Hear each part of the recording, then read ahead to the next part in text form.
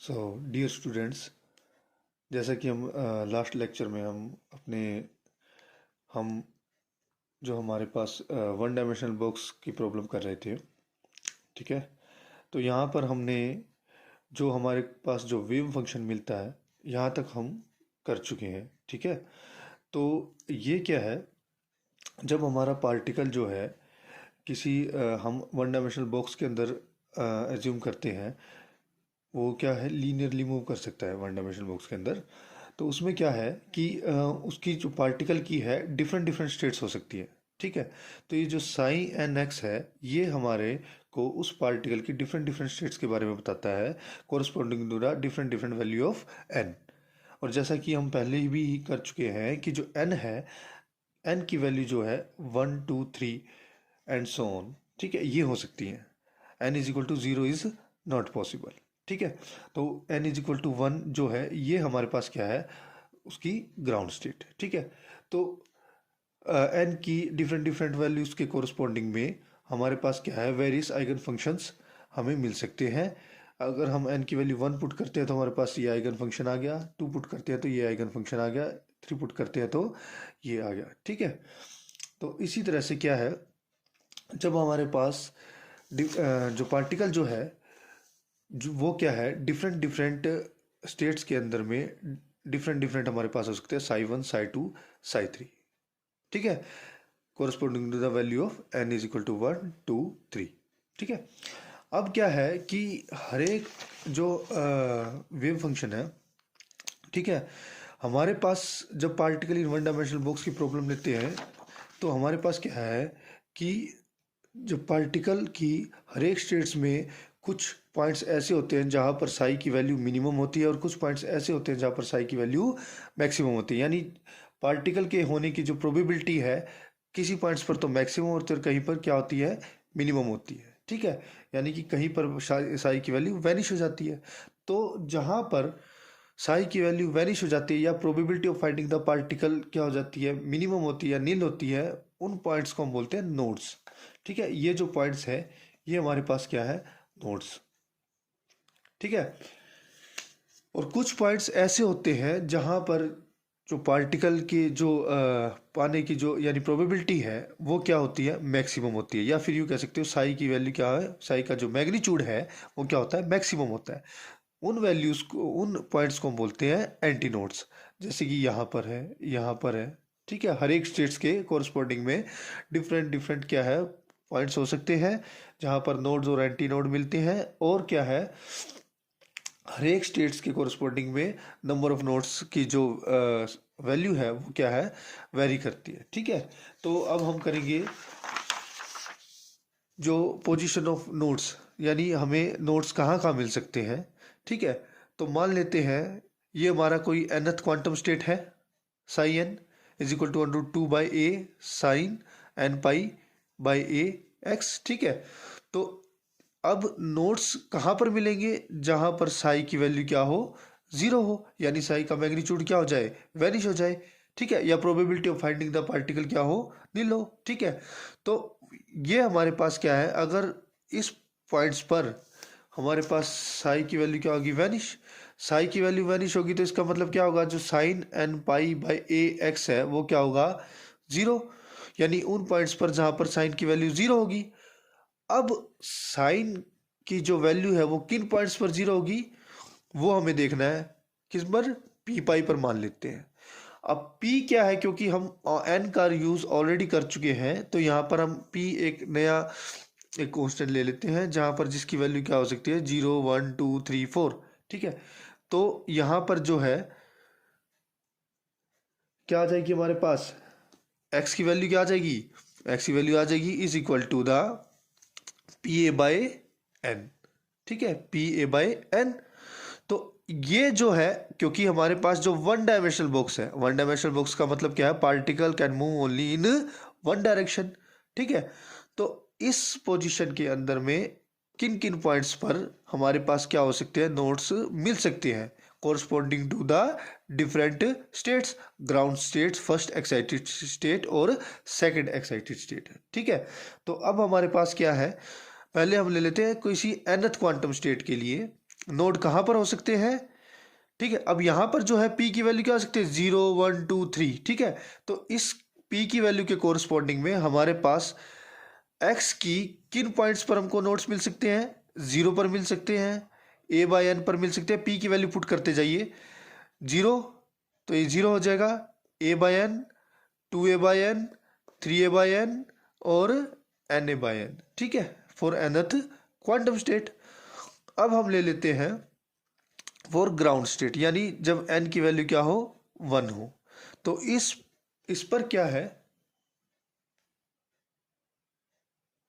देखिए जब n की वैल्यू क्या हो, 1 हो, तो यहां पर क्या हो जाएगा हमारे पास x इज इक्वल टू 0 पर और a पर, ठीक है। ये दो पोजीशन ऐसी हैं जिस पर क्या है, साई क्या होगा, वैनिश हो जाएगा, जहां पर हमको क्या मिलेंगे, नोड, यानी कि बाउंड्रीज पर, ठीक है। फिर हम ले लेते हैं फॉर फर्स्ट एक्साइटेड स्टेट, कौन सी, जहां पर n की वैल्यू क्या हो, 2 हो। n की वैल्यू 2 पर क्या हो जाएगी, x किन पोजीशन पर हमको नोड मिलेंगे, 0 पर, a/2 पर और 2a/2, यानी कि 2 से 2 कट जाएगा, क्या बच जाएगा, a, यानी 0 पर, a/2 पर और a पर। ये तीन पोजीशन ऐसी है जहां पर हमको नोड मिलेंगे। फिर हम ले लेते हैं n इज इक्वल टू 3, यानी कि सेकेंड एक्साइटेड स्टेट। इसमें क्या होगा, n की वैल्यू रख दीजिए यहाँ पर, 0 पर, a/3 पर, 2a/3 पर और 3a/3, यानी कि a पर, यानी 0 पर, a/3 पर, 2a/3 पर और a पर। ये पॉइंट्स ऐसे हैं जहां पर हमको नोड्स मिलेंगे, ठीक है। तो ये थी नोड्स के बारे में। अब जैसा मैं पहले ही बता चुका हूं कि एंटी नोड्स क्या होते हैं। एंटी नोड्स वो पॉइंट्स होते हैं जहां पर wave function attach the maximum value, ठीक है। अब या तो वैल्यू 0 हो सकती है या फिर मैक्सिमम क्या हो सकती है, 1, मिनिमम क्या हो सकती है, 0, ठीक है। तो ये जो पॉइंट्स है वहां जहां पर वेव फंक्शन की मैक्सिमम वैल्यू अटेन करता है, वो पॉइंट्स होते हैं हमारे एंटी नोड्स, ठीक है। तो अब देखिए एंटी नोड्स के लिए क्या करेंगे, जो हमारे पास nth क्वांटम स्टेट है वो कब होगी, मैक्सिमम, जब ये जो साइन है वो क्या होगा, equal to the maximum value, यानी कि 1, ठीक है। तो अब देखिए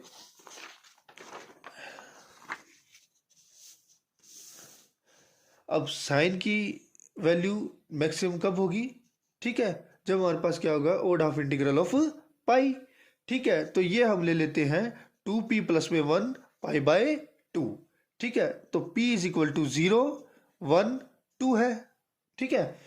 0 पुट करोगे तो क्या हो जाएगा, पाई/2, 1 पुट करोगे तो क्या आ जाएगा, 3 पाई/2, ठीक है, फिर 5 पाई/2 एंड सो ऑन, ठीक है। तो जनरली क्या है, फॉर nth क्वांटम स्टेट हमारे पास जो x की किन पॉइंट्स पर हमको एंटी नोड्स मिलते हैं, x इज इक्वल टू जब 2p प्लस में 1, ठीक है, यहां से आ जाएगा a/2n, ठीक है।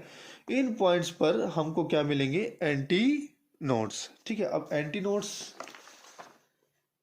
देखिए ये हमारे पॉइंट्स हैं जहां पर हमको क्या मिलते हैं, एंटी नोड्स, ठीक है। अब हमारे पास ये क्या आ गई, फॉर nth क्वांटम स्टेट, जो हमारे पास ये x की इन पोजीशंस पर हमको क्या मिलते हैं, एंटी नोड।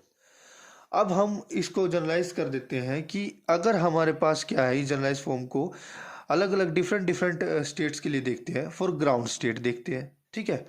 देखियो ये हमारे पास आ गया ना nth क्वांटम स्टेट, तो nth क्वांटम स्टेट, अब p की वैल्यू रखते जाइए कि x की किन पोजीशन पर हमको एंटी नोड मिलेंगे, a/2n, ठीक है। फिर p की वैल्यू 1 हो जाएगी तो 3a/2n, 5a/2n, फिर क्या आ जाएगा, जनरली 2n माइनस में 1/2n a, ठीक है।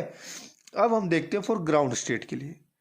ग्राउंड स्टेट के लिए क्या हो जाएगी, ग्राउंड स्टेट के लिए हम n की वैल्यू क्या पुट कर देंगे, 1, ठीक है। तो 1 पुट कर देंगे तो ये क्या हो जाएगी, a/2। अब आपको ये भी देखना है कि जो हम लिमिट्स ले रहे हैं, चाहे वो एंटी नोड्स हो चाहे नोड हो, जब हम इसके अंदर 1 पुट करते हैं तो सभी के अंदर 1 पुट करते नहीं जाना। ऐसे ही सेकंड केस में था जो हमारे पास, देखिए यहाँ, ठीक है, हमें ये देखना है कि बॉक्स का जो साइज है हमारे पास 0 से ए तक है। तो ये जो वैल्यू आएगी जब हम पुट करते हैं 1 2 3 4, तो हमें ये देखना है जो लास्ट वैल्यू है हमारे पास क्या है, ए है। 0 और ए के बीच में रहनी चाहिए वैल्यू। ठीक है, जो नोड मिलेंगे चाहे एंटी नोड हो वो हमारे पास क्या है, 0 और ए के बीच में होने चाहिए। इसी तरह क्या है हमारे पास क्या आ जाएगी, first excited state. First excited state के अंदर भी क्या आ जाएगा, n is equal to 2 put करेंगे, यानी ए बाय 4 3a/4। ठीक है, उसके बाद हम नहीं ले सकते 5a/4। ठीक है, ये देखिए तो हमारे पास जो फर्स्ट एक्साइटेड स्टेट के लिए क्या आ जाएगा, a/4 3a/4। इसी तरह से क्या है सेकेंड एक्साइटेड स्टेट के लिए 4 n इज इक्वल टू 3 आ जाएगा। 3 के लिए क्या आ जाएगा, 3 की वैल्यू पुट कर दो, a/6 फिर 3a/6 फिर 5a/6। ठीक है, उसके बाद की वैल्यू हम नहीं ले सकते यहाँ पर भी, क्योंकि हमारे पास जो मैक्सिमम वैल्यू कितनी हो सकती है, ए तक है यहाँ पर, यानी साइज जो है लेंथ है बॉक्स की वो कितनी है, 0 और ए के बीच में रह सकती है वैल्यू, चाहे वो नोड के लिए हो चाहे एंटी नोड के लिए हो। तो यहाँ पर हमारे पास आ जाएगा क्या है, n इज इक्वल टू 3 के लिए ये आ जाएगा a/6 3a/6 और 5a/6। a/6 और 3a/6 का मतलब क्या है, a/2। ठीक है, और 5a/6। तो हमारे पास ये आ जाएगी ग्राउंड स्टेट के लिए, फर्स्ट एक्साइटेड स्टेट के लिए और सेकंड एक्साइटेड स्टेट के लिए। हमारे पास क्या आ जाएंगे, नोड्स और एंटी नोड्स। ठीक है, तो ये था हमारे पास नोड्स और एंटी नोड्स के बारे में। अब क्या है, जो हमारे पास क्या है बॉक्स है जो, अब ये तो होगी हमारे पास पार्टिकल की डिफरेंट डिफरेंट स्टेट्स। ठीक है, यानी ग्राउंड स्टेट में पार्टिकल का जो वेव फंक्शन है वो कैसा होगा, उसकी जो नोड्स हैं एंटी नोड्स हैं, यानी उसका जो बिहेवियर है किस तरह का होगा। अब हमारे पास जो है आती है कि पार्टिकल की जो इस वेव फंक्शन के साथ साथ, ठीक है, आइगन फंक्शन के साथ साथ उसकी कुछ ना कुछ एनर्जी आइगन वैल्यूज भी होगी। ठीक है, ग्राउंड स्टेट में भी, फर्स्ट एक्साइटेड स्टेट में भी और सेकंड एक्साइटेड स्टेट में भी। तो अब हमें वो फाइंड आउट करनी है।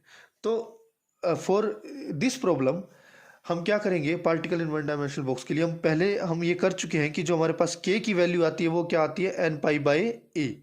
तो k स्क्वायर क्या हो जाएगा, n² π² a²। ठीक है, तो अब देखिए, और अब हम ये भी जानते हैं कि हमने ये फाइंड आउट किया है कि k जो है होता है वो होता है √2me/h कट।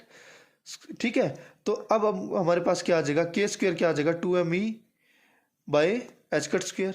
ठीक है, तो अब दोनों k स्क्वायर की जो वैल्यूज है, ठीक है, यहाँ से हमारे पास ये आ जाएगा 2men, ठीक है, by h cut square is equal to n²π² तो यहाँ से जो en है, ठीक है, ये हमारे पास आ जाएगा n²π² h cut square by 2ma²।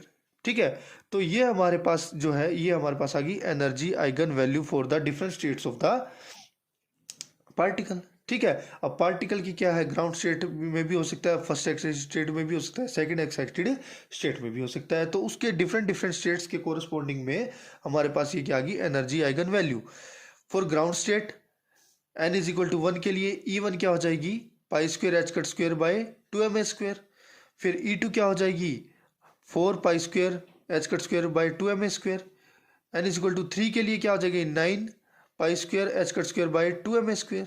ठीक है, तो इस तरह से क्या है डिफरेंट डिफरेंट स्टेट के कोरस्पॉन्डिंग में, ठीक है, हमारे पास पार्टिकल की क्या हो सकती है, different different energy eigen values हो सकती है। ठीक है, अब क्या है कि पार्टिकल की डिफरेंट डिफरेंट एनर्जी के कोरस्पॉन्डिंग में क्या है, तो पार्टिकल का जो कुछ ना कुछ मोमेंटम भी होगा। ठीक है, तो मोमेंटम भी जैसे हमारी एनर्जी क्वांटाइज्ड है उसी तरह से मोमेंटम भी हमारा क्या होगा, क्वांटाइज्ड होगा।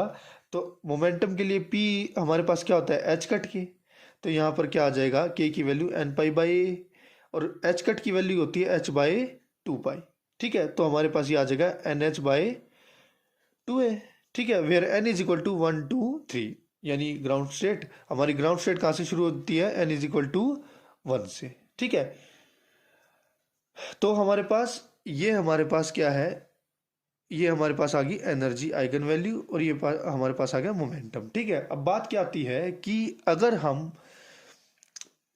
यहाँ पर ए को, जो हमारे पास ए है साइज ऑफ द पार्टिकल, ये जो बॉक्स है जो, ठीक है, इस बॉक्स के साइज को अगर हम ए की वैल्यू को क्या कर दें, इनफाइनाइट कर दें, यानी अगर हमारा ए जो है वो क्या चला जाए, इनफाइनाइट को अप्रोच करेगा, तो हमारे पास जो एनर्जी है ई एन, वो हमारे पास क्या हो जाएगी, जीरो। ठीक है, इसका मतलब क्या होगा, जो जो ये जो डिफरेंट एनर्जी लेवल्स है, जो डिफरेंस आ रहा है एनर्जी लेवल्स के अंदर, वो क्या हो जाएगा, वेनिश हो जाएगा। तो इसका मतलब क्या है कि जो हमारे पास जो ये जो क्वांटाइज्ड वैल्यू आ रही थी, ये क्या हो जाएगी, कंटिन्यूस एक स्पेक्ट्रम बना देगी एनर्जी का। ठीक है, यानी पार्टिकल के लिए कोई बाउंड्री नहीं रहेगी, पार्टिकल क्या हो जाएगा, फ्री हो जाएगा मूव करने के लिए। ठीक है, तो इसका मतलब क्या हुआ, जब हम बाउंड्री इंपोज कर रहे हैं इस प्रॉब्लम के अंदर, तो हमारे पास जो एनर्जी की वैल्यू है वो क्या हो जा रही है, क्वांटाइज्ड वैल्यू हमको मिल रही है। ठीक है, corresponding to the different different states. ठीक है, यानी ग्राउंड स्टेट के कोरस्पॉन्डिंग में, फर्स्ट एक्साइटेड स्टेट के कोरस्पॉन्डिंग में, और सेकंड एक्साइटेड स्टेट के कोरस्पॉन्डिंग में, इसी तरह से थर्ड एक्साइटेड स्टेट वगैरह। ठीक है, अब आता है एक जीरो पॉइंट एनर्जी का कंसेप्ट। जीरो पॉइंट एनर्जी वो क्या होती है, देखो, अब अगर हम बात करें, एनर्जी होती है n square pi square h cut square by 2m a square, ये होती है हमारे पास एनर्जी। ठीक है, तो अगर हम मान के चले n is equal to zero, zero होती क्या हो जाएगी, एनर्जी जीरो हो जाएगी। इसका मतलब क्या हो गया कि जीरो के लिए एनर्जी जो पार्टिकल की जीरो होगी, इसका मतलब पार्टिकल तो रेस्ट पर आ गया, पार्टिकल एग्जिस्ट ही नहीं करता इसके अंदर। ठीक है, तो इसीलिए जो हमारे पास जो एनर्जी है वो हमारे पास आती है for n is equal to 1 से। ठीक है, जिसकी वैल्यू क्या होगी, pi square h cut square by 2m a square. यानी कि इवन जीरो केल्विन टेम्परेचर पर भी हमारे पास जो पार्टिकल है उसकी कुछ ना कुछ एनर्जी एग्जिस्ट करती है, वो जीरो नहीं होती। इसको हम बोलते हैं जीरो पॉइंट एनर्जी। ठीक है बच्चों, तो ये हमारे पास था particle in one dimensional box. ठीक है, इसका फर्स्ट पार्ट का वीडियो हम पहले ही अपलोड कर चुके हैं, ये है सेकंड पार्ट। Thank you.